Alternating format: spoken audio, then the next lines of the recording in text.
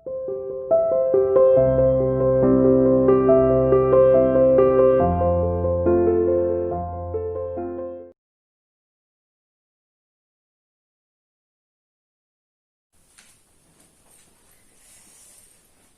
बेटा, कक्षा 10वीं में हिंदी विषय में आज हम रस के बारे में पढ़ेंगे। बेटा थोड़ा बहुत हम पहले पढ़ चुके हैं रस के बारे में, और आज हम रस टॉपिक का रिवीजन करेंगे। तो सबसे पहले हमें पता होना चाहिए रस क्या होते हैं।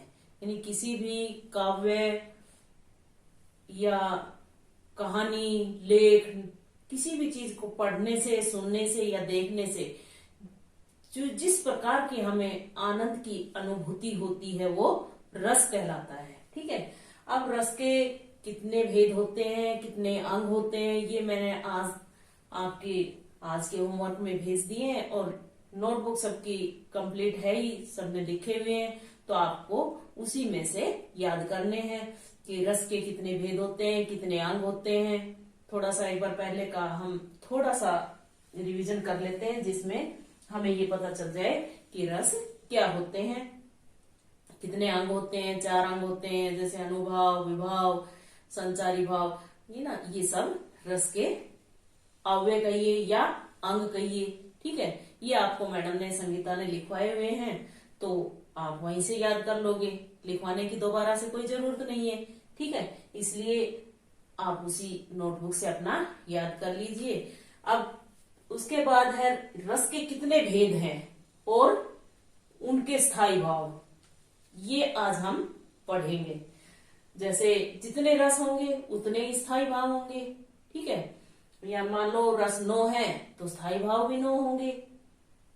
रस 11 है तो स्थायी भाव भी 11 होंगे। ठीक है। और जो हमारे संचारी भाव होते हैं उनकी संख्या 33 होती है, वो भी मैडम ने आपको लिखवाए हुए हैं। ठीक है। आपको मैडम ने जो टेबल बनवाई है उसमें सब कुछ साफ साफ लिखा हुआ है, तो आप अपना उसको एक बार अपनी नोटबुक से पढ़ लेना। ठीक है। तो अब हम देखेंगे कि कौन से रस का क्या स्थायी भाव है। यानी हमें पता होना चाहिए कि रस क्या है, उसका स्थायी भाव क्या है, या फिर ये स्थायी भाव आता है तो हमें उस रस का नाम पता होना चाहिए। हमारे पेपर में कैसे आता है, या तो आएगा रस का नाम आएगा, उसका स्थायी भाव लिखना है। ठीक है। या फिर काव्य पंक्ति आएंगी, उनमें पूछा जाएगा कि इन काव्य पंक्तियों में कौन सा रस है, या इन काव्य पंक्तियों के रस के स्थायी भाव का नाम लिखिए। तो हमें आना चाहिए। या फिर आता है हमारा क्वेश्चन कि काव्य पंक्ति आती है, उनमें रस कौन सा है। या फिर आता है कोई भी किसी भी रस का नाम आएगा, मान लो करुण रस का एक उदाहरण लिखिए, तो आपको एक एक उदाहरण सभी रस का याद होना चाहिए। जो आपको आसान लगे, सरल लगे, वो आप याद कर ले। यानी आपकी मैडम ने लिखवाए हुए हैं वो याद कर ले। और अगर नहीं लिखवाए हैं तो इससे पहले जो मैंने दोबारा से रिवीजन करवाए थे, तो हम तीसरी बार रिवीजन कर रहे हैं। जो मैंने दोबारा पढ़ाया मैडम ने था आपको, यानी संगीता चौधरी मैडम ने पढ़ाया था, मैंने रिवीजन करवाया था। उस समय मैंने 7 भाग में वीडियो भेजी थी। यानी प्रत्येक वीडियो में 2 रस का हमने अभ्यास किया था, 2 रस के बारे में पढ़ा था। उनके 2-2, 3-3 उदाहरण भी मैंने बोर्ड पे लिखे थे। आप अपनी यूट्यूब पर जाकर वो सारे सर्च करके आप अपने उदाहरण याद कर सकते हैं। ठीक है। आज हम दोबारा से तीसरी बार से रस का रिवीजन कर रहे हैं, तो बेटा ध्यान से पढ़िए। देखिए, पहला रस हमारा होता है श्रृंगार रस। ठीक है। जिसका स्थायी भाव है रति, रति यानी प्रेम। दूसरा हमारा रस है करुण रस। ठीक है। तो दूसरे का स्थायी भाव क्या होगा, शोक, दुख। तीसरा है वीर रस, जिसका स्थायी भाव होगा उत्साह। चौथा हम पढ़ेंगे हास्य रस। हास्य रस का स्थायी भाव है हंसी, हास। 5वां विभत्स रस। विभत्स रस का स्थायी भाव होता है घृणा। और 6ठा हमारा है भयानक रस, जिसका स्थायी भाव होता है भय। अब हमारा 7वां है अद्भुत रस, जिसका स्थायी भाव क्या है, विस्मय। और 8वां हमारा है शांत रस, जिसका स्थायी भाव है वैराग्य। ठीक है। ये और नंबर 9 कुछ जो विद्वान है वो 9 तक ही मानते हैं, कुछ विद्वान 11 मानते हैं। तो हमने कितने लिख दिए? 6, 7, 8वां और 9वां हमारा है भक्ति रस। ठीक है, तो भक्ति रस का स्थायी भाव क्या होता है? भगवत रति, यानी भगवान से जो प्रेम करे, ईश्वर से जो प्रेम करे, वो क्या होता है? भक्ति रस। उसके बाद हमारा वात्सल्य रस, नंबर 10 में वात्सल्य रस, जिसका स्थायी भाव वत्सल या फिर संतति रति या बाल रति, आप कुछ भी कह सकते हैं। और एक रस हमारा रौद्र रस, जिसका स्थायी भाव होता है क्रोध, गुस्सा, जिस आता है वो क्या होता है? रौद्र रस। ये आप आगे पीछे कर सकते हैं, पहले की जगह चौथा आ सकता है, चौथे की जगह 5वां आ सकता है। इसमें कोई यानी जो हमारा सीरियल वाइज है वो जरूरी नहीं है हम पहले नंबर पर श्रृंगार रस ही पढ़े या करुण रस ही पढ़े, जो जैसे आप लिख सकते हो जैसे भी लिख दो। ठीक है, इससे कोई फर्क नहीं पड़ता, हमें पता होना चाहिए बस इसके बारे में। ठीक है, अब इसके बाद हम पढ़ेंगे सबसे पहले कि श्रृंगार रस क्या होता है, यानी श्रृंगार रस किसे कहते हैं, श्रृंगार रस के बारे में पढ़ेंगे। और श्रृंगार रस को रसराज भी कहा जाता है। क्या कहा जाता है इसको? रसराज। आपसे अगर प्रश्न पूछा जाए रसराज किसे कहा जाता है, तो श्रृंगार रस को ही रसराज कहा जाता है। रसराज का मतलब होता है रसों का राजा।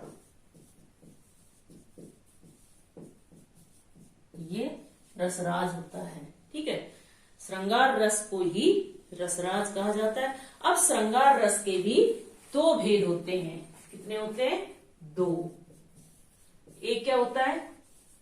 संयोग श्रृंगार, और दूसरा होता है वियोग श्रृंगार।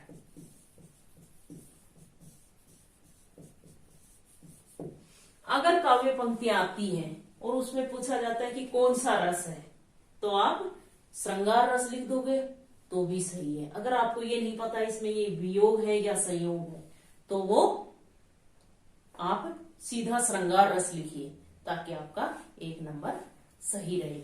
ठीक है, अगर आपको पता नहीं है उसमें वियोग है और आपने लिख दिया संयोग, तो वो आपका नंबर गलत हो जाएगा, आपका क्वेश्चन गलत हो जाएगा, उसमें नंबर कट जाएगा। तो इसलिए आप अपना श्रृंगार रस ही डालिए, श्रृंगार रस। नहीं तो वियोग श्रृंगार, संयोग श्रृंगार, अलग अलग दोनों को लिखिए, उनके साथ श्रृंगार जरूर लगाइए, ताकि पता चले कि ये कौन से रस के भेद होते हैं। ठीक है, अब श्रृंगार रस में क्या होता है कि इसमें स्त्री पुरुष या फिर नायक नायिका या प्रेमी प्रेमिका के संबंध को दर्शाया जाता है। और उसमें क्या होता है, वो दोनों के कारण, संयोग का मतलब होता है बिछड़े हुए अगर मिल जाए तो वो संयोग होता है, वियोग होता है तो जो बिछुड़ जाए। अब हम इस सबसे पहले पढ़ेंगे संयोग रस का एक उदाहरण।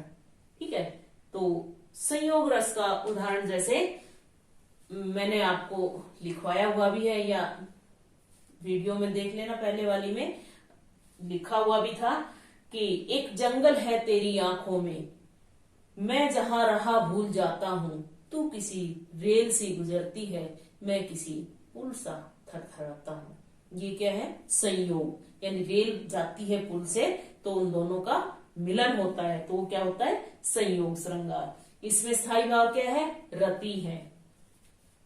ठीक है, और संचारी भाव क्या होगा इसमें? हर्ष। इन दोनों मिले तो खुशी होगी। ठीक है, आलंबन नायक या जिस व्यक्ति से मिला, यानी पुल, यहां पुल है, आश्रय नायिका यानी रेल। ठीक है, ये सब बातें होती हैं इसमें, तो इसलिए इसमें संयोग श्रृंगार है। ठीक है, इसके बाद होता है दूसरा वियोग श्रृंगार। इसी का जो दूसरा भेद है वो बिछुड़ना होता है। जैसे आपने कभी रामायण देखी हो, उसमें जब वो राम लक्ष्मण को 14 वर्ष का वनवास मिला था, उस समय वहां सीता का हरण हो गया था। तो जब राम वापिस आए थे तो वहां कोई इंसान तो था नहीं कि किससे पूछे, तो वहां के पशु पक्षियों पेड़ पौधों से पूछ रहे थे। क्या पूछ रहे थे कि हे मधुकर, तुमने कहीं सीता मृगनयनी को देखा है? या फिर एक और छोटा सा उदाहरण है जिसमें वियोग श्रृंगार का ही वर्णन है, जैसे निस दिन बरसत नैन हमारे, सदा रहती पावस ऋतु हम पे, जब ते श्याम सिधारे। ठीक है, जब से गोपियां कहती हैं कि जब से श्याम यहाँ से चले गए हैं, यहाँ श्याम यानी श्री कृष्ण यहाँ से चले गए, तब से हमारे आंखों के अंदर तो पावस ऋतु होती है, वर्षा ऋतु, यानी हमारी आंखों से तो आंसू ही आते रहते हैं। तो वियोग हो गया ना गोपियों का श्रृंगार से, तो इसमें क्या होगा? वियोग श्रृंगार रस। ठीक है, इसके बाद हम दूसरा जो रस पढ़ेंगे वो हमारा होगा करुण रस। ठीक है, करुण रस में किसी प्रिय वस्तु या व्यक्ति को कोई हानि हो जाती है तो उसके कारण जब दुख होता है, जो कष्ट होता है, वो क्या होता है? करुण रस। ठीक है, तो जब किसी भी प्रिय वस्तु का या किसी व्यक्ति के साथ कोई अनहोनी घट जाती है तो उस समय क्या होता है? करुण रस की उत्पत्ति होती है। जैसे इसमें अपना दिया हुआ है हमारी बुक में उदाहरण कि अपनी तुतली भाषा में वह सिसक सिसक कर बोली, जलती थी भूख तृषा की उसके अंतर में होली। हाँ, सही न जाती मुझसे आज भूख की ज्वाला, कल से ही प्यास लगी है, हो रहा हृदय मतवाला। या फिर एक वो जो और उदाहरण है, जो एक भिखारी भीख मांगने के लिए जाता है तो बहुत ज्यादा दुखी होता है, वो वाला उदाहरण इसमें हम लिख सकते हैं, वो मैं आपको लिखवा दूंगी। ठीक है, तो इसलिए आज के लिए इतना ही काफी है। हम सबसे पहले रस किसे कहते हैं, रस का अर्थ हमें पता होना चाहिए, रस की परिभाषा हमें आनी चाहिए, रस के कितने भेद होते हैं ये हमें पता होना चाहिए, कितने अंग होते हैं, ठीक है, उनके बारे में हमें पता होना चाहिए, और कितने संचारी भावों की संख्या कितनी होती है ये भी हमें पता होना चाहिए। उसके बाद कौन से रस का कौन सा स्थायी भाव है ये भी हमें पता होना चाहिए। तो आज के लिए आप इतना ही याद कर लेना, थोड़ा थोड़ा करके याद करेंगे तो हमारा समय पर पूरा काम हो जाएगा। ठीक है बेटा, ओके।